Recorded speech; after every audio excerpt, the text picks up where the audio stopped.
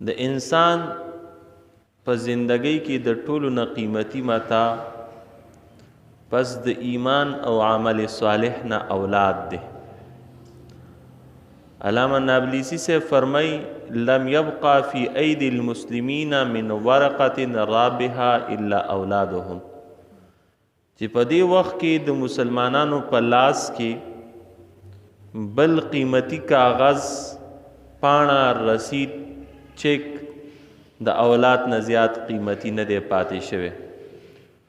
او ما امریکا کې خطاب وکړو د امریکای خلکو ته، مسلمانانو ته، چې که ستاسو محلات هر څومره بلند او بالا شي او ګاډي هر څومره آرام ده شي او زیب و زینت هم هر څومره سیوا شي، خو چې ستاسو بچي د نیکۍ او د تقوا په لاره روان او ستاسو د سترګو یخوالی نه جوړ شوی، نو ستاسو په لاس کې هیڅ هم باقی نشته دی.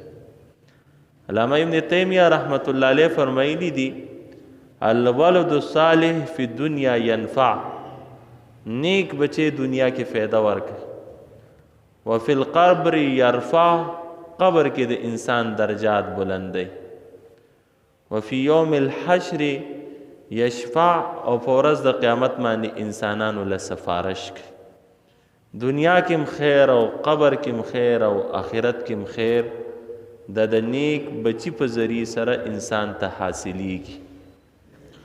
او انسان که هر څومره زندگی تیره کی نو چې دا مړ شي نو د سلسله په دنیا کې ختمه، او که د نیک بچی په دنیا کې پریخي او هغه څومره عبادات کوي، هغه اثرات، هغه ثوابونه او اجرونه دا به د انسان لپاره جاری او ساری. او بیا نابلسی سے یو عجیب واقعه نقل کړي، ویزه چې وړو کې وما وی مور زما د تربیت د پاره ماته ویلې چې ته لفظ حلال وایا او په دې باندې بخله نه را باندې. ما حلال لفظ ویلې خله په بند نشوره، شونډې یو ځای نشولې. ویزه خپل کړم او به ماته ویل چې اوس ته حرام لفظ وایا په داسې حالت کې چې شونډې به نه بندې. ما چې حرام لفظ ویلی نو د شونډو د بندېدو نه بغیر هغه نه ادا کېده. ما ته ویل چې بچیا څوک چې حلال ټول عمر استعمالی او په حلالو خبرو کارونو کې د خیر لارې په ده باندې کولاوي، او څوک چې په حرامو کې مبتلی نو د حلالو لارې په ده باندې بندېږي او ده ته رکاوټونه په ژوند کې جوړېږي. بیا فرمایي چې دا زما او د مور په منځ کې یو عملی معاهده شوله. ما به چې کله حلال کار وکړو نو مور به مې خوله د مسکراهټ او د خندا نه لږه شانتې کولاو کړه او به خندل، او کله به مې چې غلط کار وکړو نو مور به مې لږ د غصې او ناراضګۍ په حالت کې دواړه شونډې یو ځای کړلې او د غصې اظهار به وکړو. کله به چې مور دا قسمه کارونه کول نو ماته به د وړوکوالي هغه معاهده او هغه مثال را یادېده. تر دې حده پورې وي چې زما مور وفات شوله او زه لیدو له راورسېدم نو په مخ باندې مسکراهټ او خوله لږه شانتې کولاو. وی ما دې مور ته په مړینې باندې ویل چې دا وفات شوې وه چې مور زه ستا په همغه معاهدې باندې علی العهد یا امی علی الحلال الی ان القاکی، چې زه به ټول عمر په حلالو کې زندگی تیروم تر دې پورې چې زه تا سره ملاقات وکړم. دا یو مثال دی. د دې مثال په ذریعه سره د بچیو تربیت وکړو، د حلال او د حرامو په منځ کې ورته تمیز او فرق وښودو، او د دوانو اثرات او نتایج د حلالو د خیر اثر او د حرامو د نحوست اثر دیم ورته ښکاره کړو، او ټول ژوند قدم په قدم مقام په مقام باندې په دغه معاهده کې تجدید وکړی شو، دا معاهده تازه کړی شه. نو د زوی نه ډیر لوی سړی جوړ شو. دقسې د خپل بچي سره به څه معاهدات کې او د خیر او د شر په منځ کې به دته امتیاز او فرق په منځ کې روکاږي، نو بیا به ستا د اولاد تربیت په درست او په ټیک انداز کې کیږي. امام شافعي رحمت الله علیه فرمایلی دي چې کلما ازددت علما ازددت علما بجهل، چې کله زما په علم کې اضافه وشوله نو ماته ولګېده چې زما جهالت ډیر زیات دی. چې څومره معلومات سیوا کېدل نو ماته به اندازه کېدله چې ماته هېڅ سم پته نشته دی. او شیخ الاسلام مفتی تقی عثماني صاحب هم فرمایي چې د علم کمال لا دی چې دا څومره سیوا کېږي نو انسان په دې نتیجه باندې رسیږي چې زه په سم نه پوهېږم. او د جهالت نتیجه او اثر دا دی چې څومره جهالت سیوا کېږي نو د انسان دعوی سیوا کېږي او انسان داسې ګڼي چې زه په هر څه باندې پوهېږم. پوهه خلک ځان کې تکبر او غرور نه پیدا کوي او د پوهې میوه چې په کم انسان په ژوند او زندګۍ کې راشي نو هغه کې عاجزي او تواضع پیدا شي. لکه څرنګه چې په کومه ونه کې میوه نه وي او چته سیده روانه او چې په کومو شاخونو باندې میوه راشي نو هغه شاخونه راښکته شي.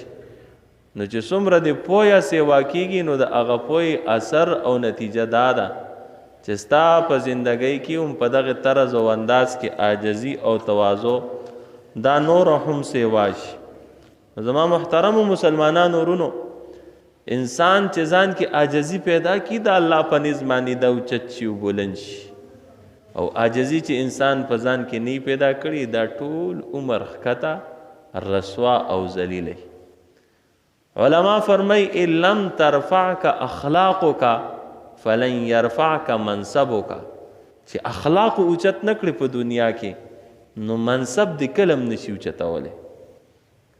اوچتېږي به په دنیا کې او د عزت اوچتو پوړو ته به رسي، دا به اوچتېږي په خپلو اخلاقو باندې. ښه اخلاق به زندګۍ کې راولي. که هر څومره غټ افسر شوي او د غټ منصب خاوند شوي خو چې اخلاق دې ټیک نو بلندي نشته ستا په زندګۍ کې. وان لم تزینک افعالک فلن یزینک ملبسک، او چې خپلو کارونو خوبصورته نه کړې په لباس نه خوبصورته کړي. خوبصورتي خو د انسان د ښو کارونو ده، د ښو افعالو ده، د ښو اعمالو ده. په ښه افعالو په ښه اعمالو چې مزین نشولې نو لباس که هر څومره خوبصورت او مزیدار واچې زیب و زینت ستا په زندګۍ کې نشته. حدیث مبارک کې راغلی، حدیث قدسی دی، الله رب العزت فرمای اذکرنی حین تغضب اذکرک حین اغضب، چې اے بنده چې کوم وخت کې ته غصه ما یاد کا، غصه غلط اظهار مکوه، زه به هغه وخت کې تا یاد کم چې زه غصه یم. کله چې قهر او غضب په انسانانو نازلیږي تا به یاد ساتي، په تا به رحمت نازلو، په ورځ د قیامت هم د خپل قهر او غضب نه به دې بچ او محفوظ ساتم. فلا امحق فی من امحق، نو هغه خلکو کې به تا نه هلاکوم چې کوم خلک هلاکو. غصې په حالت کې موږ ته الله یاد نشي، حدودو نه تجاوز وکړو، ځان هم تباه کړو، انسانیت هم تباه کړو. د الله قهر او غصه د هغې مستحق او حقدار جوړ شو. بادشاه ظفر هغه ډیر زیات عجیبه خبره کړې وه. بهادر شاه ظفر هغه دا ویلي چې هغه د سره ماته سړی نه ښکاري چې کوم یو سړي ته د خوشحالۍ په وخت کې الله یاد نه او د غصې په وخت کې ورته الله یاد نه. بعض خلک په خوشحالۍ کې الله یېري، د خوشحالۍ هغه لحظې د الله په مخالفت کې تیریږي، او بعض خلکو ته په قهر او غصه کې الله یاد نه. په قهر او غصه کې به خوف خدا ځان ته را یادې، او په مال او دولت کې به یاد خدا ځان سره تازه کې، چې په مال او دولت کې د الله یاد وساتو، او په قهر او غضب کې د الله خوف او یره یاد وساتله، نظام د زندګۍ به ټول دروسي. نو الله رب العزت فرمای چې بنده ته کله غصه شي ما یاد کا نو چې کله زه غصه یم تا به یاد ساتم. او بزرگ انتهایی سخت بیمارو، داغه والده مور د هغه د تپوس دپاره هسپتال ته راله. دا فوري سیده ودرېده، مختصر شانتې ملاقات مور سره وشو او مور چې څنګه ووتله نو دا بزرگ راپرېوتو او بېهوشه شو. چا دې تپوس وکړو چې جی عجیبه معامله وشوله، د مور په مخ کې خو تاسو داسې ولاړ وئ چې لکه د سره بیمار نه. مور چې څنګه ووتله دومره سخته بیماري وه چې راپرېوته او بېهوشه شوی. نو یې دې بزرگ وفرمایل چې ان انین الابنا یعذب قلوب الامهات، د بچو دا آهو زاری کولم د بیماری او د تکلیف په وخت کې دا د میندو زړونه بیماری هغې ته تکلیف او عذاب ورکوي. نو ښه تکلیف کې ومه خو چې مور رامانې ډېره خفه نه شي و هغې ته راحت میلاو شي نو به تکلف مې دان حتما حساب کو، جبر او زور مې په ځان باندې وکړو او درست او سیده ورته ودرېدمه او چې هغه ووتله نو کنټرول مې نشو کولی ځکه راپرېوته. د مور پلار په ادب او په احترام کې دا خبره هم ده چې خپل درد او غم د هغې په وجه باندې به هغوی دردمند کې نه او اب په تکلیف او په مشقت کې نه اچي. بندگان هر وخت د الله د نعمتونو نه مخ واړئ او د ناشکرۍ کلمات د دوی په ژبه باندې جاری. دوه کسان د مالدارو خلکو په لار په علاقه کې او په شهر کې ګرځېدل، لوی لوی بلند او بالا عمارتونو اغلتا. نو یو ناشکر سړی چې هر وخت به د الله نه ګیلمنو د بل ملګري ته یې ویلې چې دا بنګلې په کوم وخت کې تقسیمېدې او دا دولتونه په کوم وخت کې تقسیم، پته نشته چې موږ کوم ځای کې کوم ځای کې اوده پراته و چې دا بنګلې او دا دولتونه زموږ ونه رسېدل. چې لږ غونته کې مزل یې وکړو د هغه علاقې یو ډېر لوی اسپتال رال، هغه ملګري هغه کس اسپتال ته دنده کړو. خلک سختو تکلیفونو کې دي او چغې او سوري دي، چاته یو مسله او چاته بل مسله. ملګری ورته وایي چې دا مرضونه په کوم وخت کې تقسیمېدل پته نشته چې ته هغه وخت کې په کوم ځای کې وي. نو مطلب د خبرې دا دی چې دنیا خو د ازمایښونو د تکلیفونو ځای دی، راځي به تکلیفونه او ازمایښونه، خو د الله د شکر په نظام باندې د قایم پاتې کېدو دپاره د الله نعمتونه به د سترګو نه اخوا کړي. هر وخت به د الله نعمتونه ځان ته یاد ساتي. او علما فرمای من اعجب العجب ان تعرف الله ثم لا تحبه، چې عجیب ترینه خبره دا ده چې تا الله پیژندو بیا هم الله سره محبت نه کې. الله خو ذات داسې دی چې چا څومره پیژندلی دی هغه عمره د الله سره محبت سوا شوی دی. ومن اعجب العجب ان تحبه ثم لا تطيع، او د دین هم د تعجب خبره دا ده چې الله دې پیژندو او محبت هم ورسره کې او بې اطاعت هم نه کې. که الله دې پیژندلی نو پکار دی چې الله ستا محبوب جوړ شي، او چې الله دې محبوب دی نو پکار دی چې اطاعت یې وکړي. او که د الله خبره نه مني او نافرمانی کې د دې مطلب دا دی الله سره دې محبت نشته، او الله سره چې دې محبت نشته د دې مطلب دا دی چې الله دې د سره پیژندلی نه دی.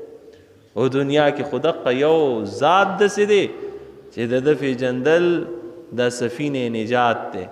نو چې الله دې ونه پیژندو نو تا ته به نجات په کائنات کې څنګه میلاو شي؟